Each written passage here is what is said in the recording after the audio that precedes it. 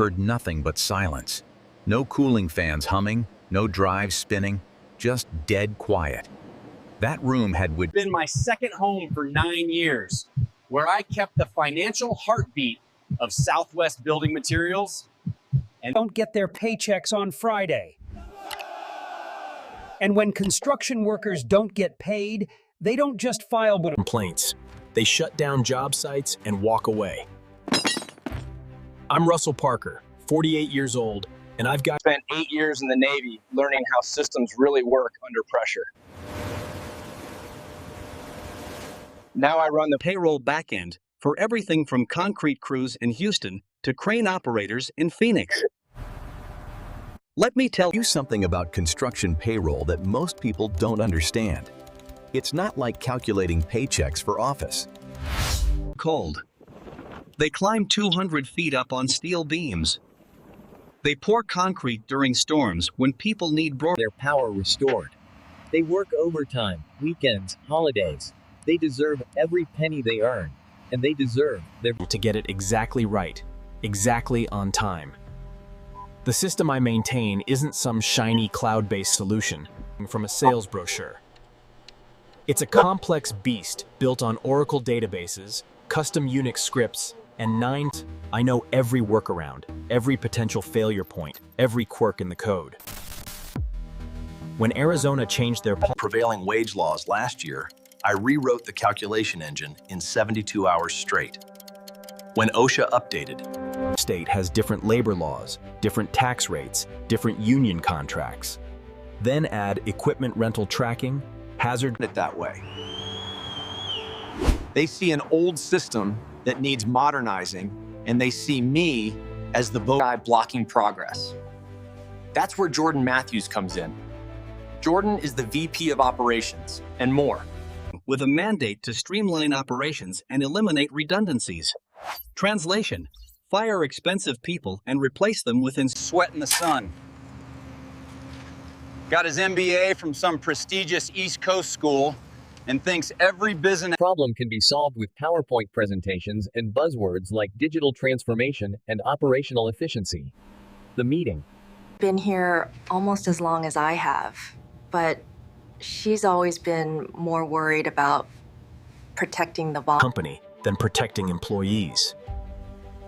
She had that nervous energy of someone who knows bad news is coming, but has to deliver it with a smile. Jordan's office looked like something from a business magazine. He was tapping on his tablet when I walked in, making me wait while he finished whatever. Urgent task required his immediate attention. Russell, Jordan said without looking up from his screen. We're restructuring the IT department, moving to a more agile, cost-effective model. I sat down across from his desk. What does that mean for payroll operations? That's where it gets exciting. Jordan finally looked at me. Lindsay. She just finished her MBA, and she's built an incredible model that's going to revolutionize how we handle payroll. Here's the thing about family businesses. Competence always takes a backseat to bloodlines. Than most of our workers make in a week, and carrying an iPad like it contained the processes. Very thorough, but also very manual. I think we can do better. The way she said, intuitive, and it can handle all the calculations you're currently doing with those old SQL databases. Stared at her for a long moment. Excel? You want to run payroll for 10,500 construction workers? Automated macros. It's like having a database, but user-friendly. User-friendly. That's what they always say when they want to replace something that actually works with something that looks prettier. I've been in this business.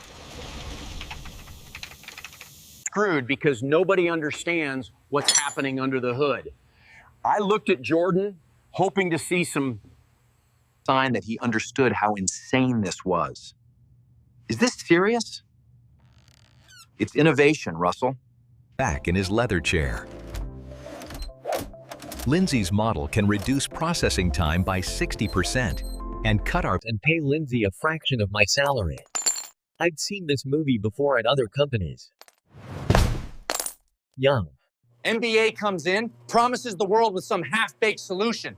Experienced employee gets shown the door. 6 months is Friday, I said, keeping my voice level. Today is Tuesday. If you're planning to switch systems, Prevailing wage calculations for government contracts.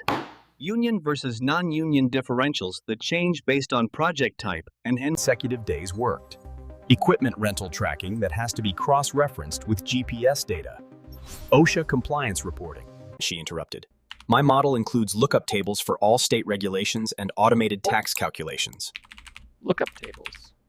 Spin, you've got guys who get time and a half after 8 hours, double time after 12, but only if they're working on certain types of projects.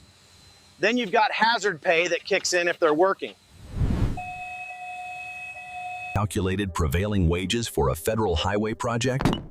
I've studied the regulations, she said. Studying and doing that was calculated incorrectly going back 3 years. Jordan waved his hand dismissively. We'll have compliance reviews. Wrong wage rate for 40 guys working a government job. Russell, Sharon finally spoke up.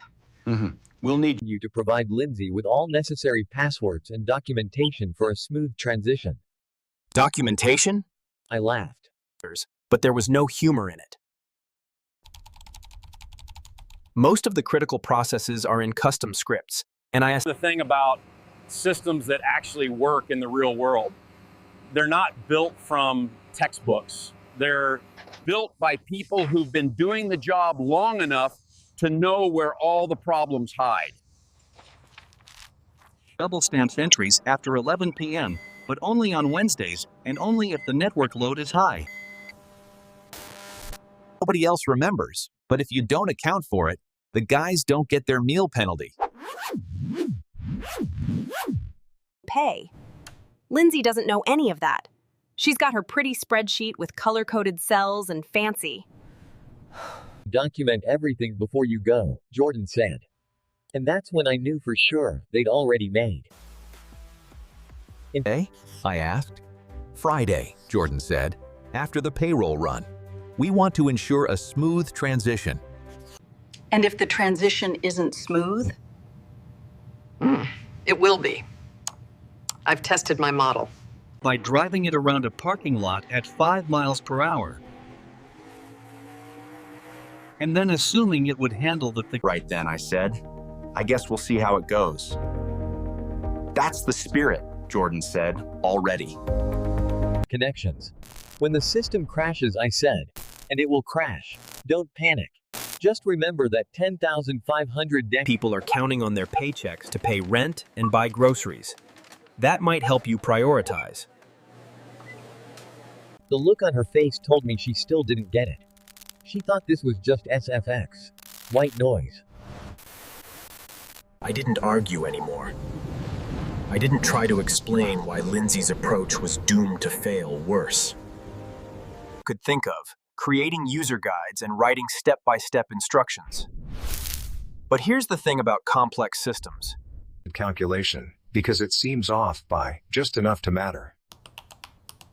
Lindsay shadowed me those 2 days, taking notes on her iPad and asking questions that showed she had no clue what she was getting. Why do you manually verify the Arizona wage classifications? She asked Wednesday morning as I ran. Through the pre-payroll checks.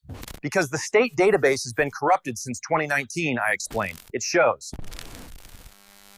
Watched her upload the raw time files from our 47 different job sites across 4 states. The spreadsheet immediately started lagging. It's just loading, she said, clicking refresh repeatedly while Excel churned through 10,500 conditional logic that checks multiple criteria in a specific order. Lindsay, I said carefully, you might want to test that on a smaller data set first. It'll be fine, she replied. But I could Friday morning came, and it was time for the official handoff. Lindsay showed up early with her